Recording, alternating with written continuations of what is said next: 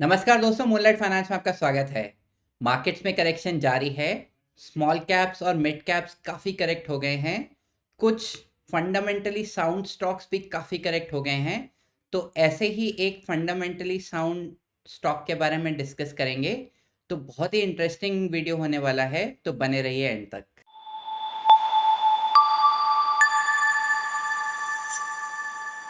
Market की discussion कर लेते हैं। डिस्ट्रीब्यूशन फेज जारी है। Correction in mid cap and small cap जारी है।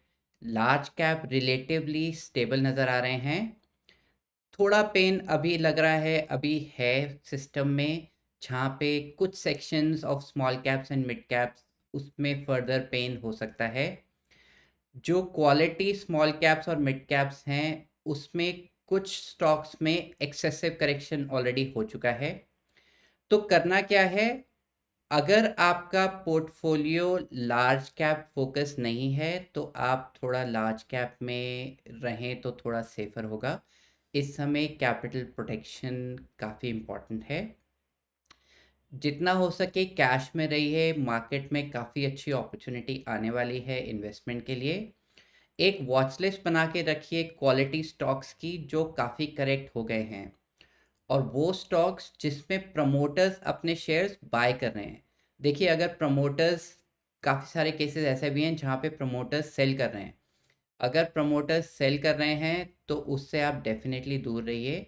लेकिन अगर कोई स्टॉक करेक्ट हो गया है और प्रमोटर्स ने बाइंग की है, वो डेफिनेटली इंटरेस्टिंग है।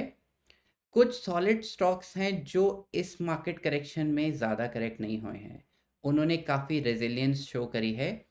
तो वो आने वाली बुल रन में काफ़ी लीडरशिप रोल ले सकते हैं। तो उन पे डेफिनेटली नज़र रखिए। तो वॉच लिस्ट में क्या क्या ऐड करना है? एक, क्वालिटी स्मॉल कैप्स और मिड कैप्स जो काफ़ी ज़्यादा करेक्ट हो गए हैं, वो वाले क्वालिटी स्मॉल कैप्स और मिड कैप्स जहाँ पे प्रमोटर्स बाय कर रहे हैं। और तीसरा वो जो बिल्कुल करेक्ट नहीं हुए या बिल्कुल कम करेक्ट हुए हैं और फंडामेंटल्स अच्छे हैं। तो इन तीन कैटेगरीज के स्टॉक्स अपनी वॉच लिस्ट में रेडी रख सकते हैं। और मार्केट में बहुत जल्दी अच्छी अपॉर्चुनिटी हो सकती है खरीदने के लिए। एकदम जंप नहीं करना है, एकदम ऐसा नहीं लग रहा है कि एकदम से स्टॉक्स बढ़ जाएंगे। धीरे धीरे आप एक्यूमुलेट कर सकते हैं। ऐसा हो सकता है कि आपको 2 4 5% की रैली आपसे वापस से मिस हो जाए, बट कोई प्रॉब्लम नहीं है। आप धीरे धीरे छोटे छोटे चंक्स में थोड़े समय के बाद, इसी महीने वो अपॉर्चुनिटी आ सकती है, आप धीरे धीरे एक्यूमुलेट कर सकते हैं। अब हम आते हैं अपने स्टॉक के ऊपर जो हम डिस्कस कर रहे हैं। ये एक फार्मा स्टॉक है, काफ़ी करेक्ट हो गया है 1600 के लेवल से। अब 1200 1250 के लेवल्स तक आ गया है। तो अगर उसका पी देखें तो सिर्फ 22 का है। अगर आप आर देखें तो 26.3% का है। आर 25.6% का है। प्रॉफिट ग्रोथ 23.7% की रही है। क्वार्टरली ग्रोथ भी काफ़ी अच्छे नंबर्स हैं। ओवरऑल नंबर्स बहुत ही शानदार हैं। कंपनी के पास कोई डेट नहीं है, कोई प्लेज स्टॉक्स नहीं है। तो सारे पैरामीटर्स से काफ़ी सॉलिड स्टॉक है ये। पेयर कंपैरिजन करें, हम जिस स्टॉक की बात कर रहे हैं वो है कैप्लिन पॉइंट। अगर आप इसको पेयर से देखें तो लोअर रेंज में ही है इसका पी। काफ़ी अट्रैक्टिव नज़र आ रहा है at this point in time. सिर्फ 22.16 का पी ही है at this point in time. अगर आप कंपाउंडेड सेल्स ग्रोथ देखें, लास्ट 10 ईयर्स की 30% की है। हालांकि तब बेस काफ़ी छोटा था, लेकिन अभी भी सेल्स ग्रोथ के नंबर काफ़ी अच्छे हैं, स्टेबल हैं। कंपाउंडेड प्रॉफिट ग्रोथ के नंबर्स भी काफ़ी अच्छे हैं, स्टेबल हैं। स्टॉक प्राइस काफ़ी चल चुका है, लेकिन करेक्शन भी इसमें काफ़ी अच्छी हो गई है ऑलरेडी। रिटर्न ऑन एक्विटी काफ़ी अच्छे लेवल्स पे, 26% के लेवल्स पे सस्टेन्ड है। शेयर होल्डिंग पैटर्न देखें, अगर आप देखेंगे तो आप ये पाएंगे कि प्रमोटर्स ने over a period of time buying ही करी है। मार्च 2023 में प्रमोटर्स ने बाइंग करी थी, जो एक काफ़ी अच्छा साइन है। अगर आप रेवेन्यू के नंबर देखें Q3 के रिजल्ट्स में तो 17% का ग्रोथ था year on year. Gross profit में 18% का ग्रोथ था ईयर ऑन ईयर। एबिटा में 29% का ग्रोथ था ईयर ऑन ईयर। एबिट में 30% का ग्रोथ था ईयर ऑन ईयर। और पैट में 23% का ग्रोथ था ईयर ऑन ईयर। कंपनी ने अपनी कॉन्फ्रेंस कॉल में कहा है कि उनका मेन फोकस पैट ग्रोथ पे है, प्रॉफिट पे है, कैश एक्यूमुलेशन पे है। कैश और कैश एक्विवेलेंट्स काफ़ी अच्छे हैं कंपनी के पास। कंपनी के पास अगर कोई इनऑर्गेनिक ग्रोथ अपॉर्चुनिटी आती है तो कंपनी के पास काफ़ी कैश है। ये अपना जो कैपेक्स करते हैं वो भी मोस्टली इंटरनल अक्रूवल से करते हैं और ये कंपनी डेट नहीं लेती है, कंपनी ज़ीरो डेट है। आरओई के नंबर्स ऑफ कोर्स पहले बेस छोटा था उस लेवल पे तो नहीं है, बट करंट लेवल्स पे भी काफ़ी डिसेंट हैं। आरओसीई के नंबर्स भी काफ़ी अच्छे हैं। प्रॉफिट मार्जिन्स काफ़ी हायर लेवल्स पे सस्टेन्ड हैं, थोड़ा सा ग्रो ही हो रहे हैं। एक बार थोड़ा सा बेसिक्स जान लेते हैं। 1990 में कंपनी इस्टेब्लिश हुई थी। मैन्युफैक्चर करती है, सोर्स करती है APIs, finished formulations, R and D and clinical research. Manufacture करती है range of ointments, creams and other applications. Company 1994 में लिस्ट हुई थी। इनके पास एक मैन्युफैक्चरिंग फैसिलिटी है पौंडीचेरी में। इन्होंने अपनी प्रोडक्ट रेंज को काफ़ी एक्सपैंड कर दिया है। कंपनी लगातार केपेक्स करती रहती है। इसका मेन फोकस लैटिन अमेरिका और अफ्रीका रीजन्स में है, बट रिसेंटली यूएस मार्केट में भी काफ़ी अच्छे से एक्सपैंड कर रही है और लीडिंग सप्लायर है फार्मा की लैटिन अमेरिका रीजन में। इनका जो प्रोडक्ट मिक्स है अगर आप देखें तो पहले जो है वो जेनेरिक्स में ज़्यादा था और ब्रांडेड जेनेरिक्स में काफ़ी कम था। अगर आप 2012 की बात करें तो 95% जेनेरिक्स में था और सिर्फ 5% ब्रांडेड जेनेरिक्स में था। जो बढ़ते बढ़ते FY23 में देखें तो ब्रांडेड जेनेरिक्स 25% हो गया है और जेनेरिक्स 75% रह गया है। ब्रांडेड जेनेरिक्स में मार्जिन्स कंपनी के बेटर हैं। अगर आप प्रोडक्ट पोर्टफोलियो देखें तो काफ़ी डाइवर्सिफाई हो गया है। Tablets, capsules, injectables, liquid orals, powder for injectables, काफ़ी अच्छा डाइवर्सिफिकेशन हो चुका है प्रोडक्ट पोर्टफोलियो में। तो पहले मोर और लेस ये कॉन्ट्रैक्ट मैन्युफैक्चरर थे, अब बढ़ते बढ़ते एक रिस्पॉन्सिबल फार्मा कंपनी बन गई है। अगर पहले आप देखें तो मार्केट लेड कंपनी थी, लेकिन अब technology and research led marketing company बन गई है। पहले ये सिर्फ जेनेरिक प्रोडक्ट्स पे काम करते थे, अब इनके पास mix of generics, branded generics, speciality molecules और इंजेक्टेबल्स हैं।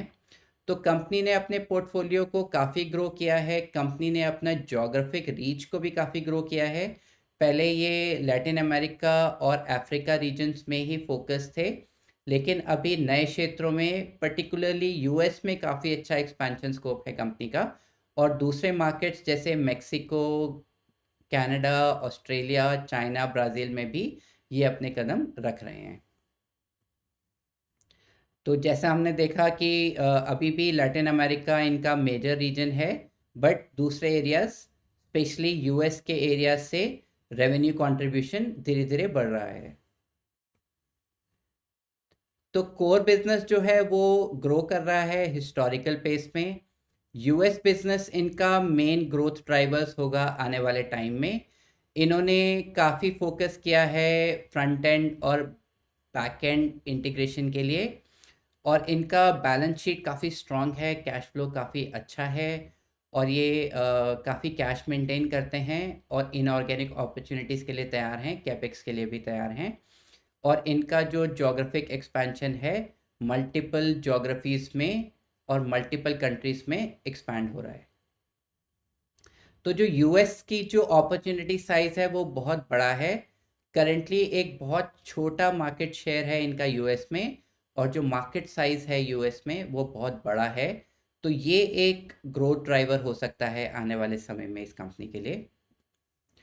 अगर आप देखें तो पिछले 10 साल में अक्रॉस मेजर पैरामीटर्स कंपनी 10 गुना हो गई है, बट हमें ये देखना है कि क्या आने वाले समय में भी इस तरह की ग्रोथ कंटिन्यूड रह सकती है।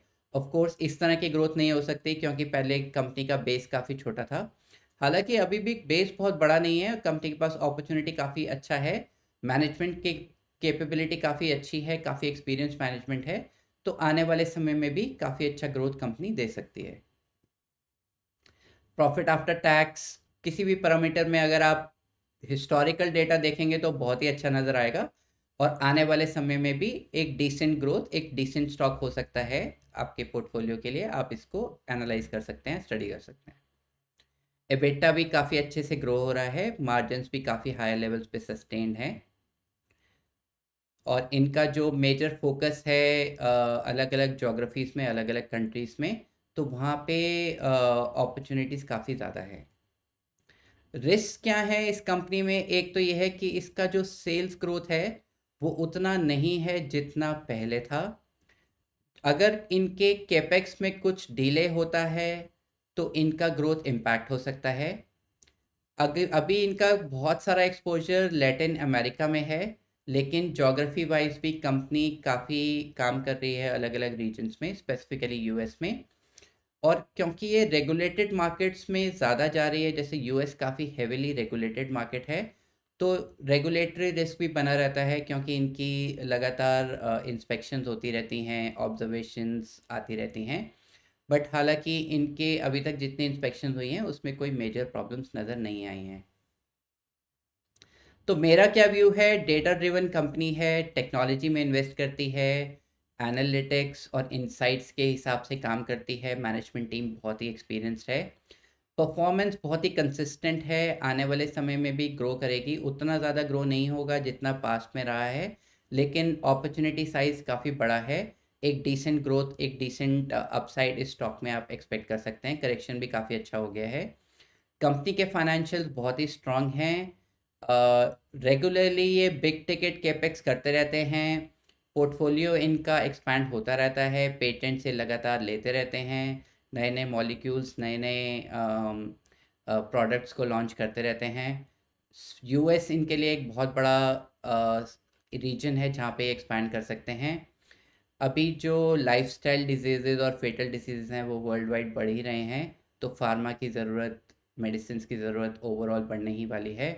इंडिया के पास लो कॉस्ट का एडवांटेज है, मेजर मैन्युफैक्चरिंग हब है फार्मा के लिए, स्किल्ड रिसोर्सेज हैं। पी 22 से भी कम पहुंच गया है, काफ़ी अच्छी वैल्यूएशंस पे अभी नज़र आ रहा है। पी एक्सपेंशन यहाँ से पॉसिबल है, तो अगर ग्रोथ 30% नहीं भी हो रहा है, अगर सेल्स ग्रोथ मान लीजिए 15-17% के आसपास आता है और पैट ग्रोथ मान लीजिए 22-23-25% के आसपास आता है, तो उसमें जो ग्रोथ का फ़ायदा तो आपको मिल ही रहा है, लेकिन अगर कंसिस्टेंट ग्रोथ रहती है तो पी एक्सपेंशन भी यहाँ से पॉसिबल है। तो ओवरऑल स्टॉक में काफ़ी अच्छा पोटेंशियल नज़र आ रहा है। आपका क्या व्यू है? कमेंट में लिख के बताइए। वीडियो अच्छा लगा हो तो वीडियो को लाइक कर दीजिए, चैनल में नए हैं तो चैनल को सब्सक्राइब कर दीजिए। अगले वीडियो में हम एक और फंडामेंटली साउंड करेक्टेड स्टॉक को डिस्कस करेंगे, तो चैनल में बने रहें, सब्सक्राइब रहें। Happy investing, see you in the next video. अगर आपको ये वीडियो पसंद आया तो आप इसको लाइक कीजिए और इसी तरह के यूज़फुल वीडियोस के लिए चैनल को सब्सक्राइब कीजिए।